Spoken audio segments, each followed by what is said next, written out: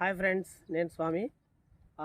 మీకు ఈరోజు నేను తీసుకొచ్చిన వీడియో ఒక చిన్న వీడియో ఏంటంటే, వీడియో వచ్చేసి మనలో చాలామందికి ఒక చిన్న సందేశం ఉంటుంది. ఏం సందేహం అంటే, దేవుడు ఎవరు అనే క్వశ్చన్ మనలో చాలామందికి ఉంది.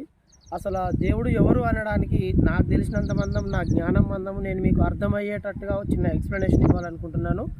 ఆ ఎక్స్ప్లెనేషన్ ద్వారా మీకు అర్థమైతే కామెంట్లో చెప్పండి, లైక్ షేర్లో నాకు అవసరం లేదు, నాకు ఏ ఛానల్ లేదు, నా వంత ఏది నేను ట్రై చేస్తున్నాను. ఒకటి, దేవుడు అనడానికి గల కారణము మస్ట్ అండ్ షుడ్గా నాలుగు పాయింట్స్ చెప్తాను. ఒక పాయింట్ ఏంటంటే, దేవుడు అనేవాడు ఎలా ఉండాలంటే, సృష్టించేవాడు దేవుడు. ఏంటి? సృష్టించేవాడు దేవుడు, కానీ సృష్టించబడినది దేవుడు కాదు. అంటే ఫర్ ఎగ్జాంపుల్, నా చేతిలో ఒక బ్లూటూత్ కనెక్టర్ ఉంది. దీన్ని ఏదో ఒక మనిషి సృష్టించిండు కాబట్టి దేవుడు కాదు.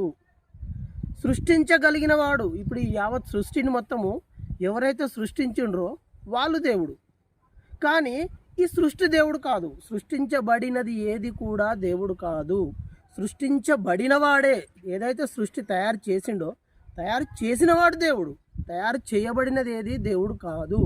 ఫర్ ఎగ్జాంపుల్, నేను ఒక వస్తువుతో ఇందాక చూపించిన కదా, ఒక బ్లూటూత్, దీన్ని తయారు చేసిన ఇది దేవుడు కాదు.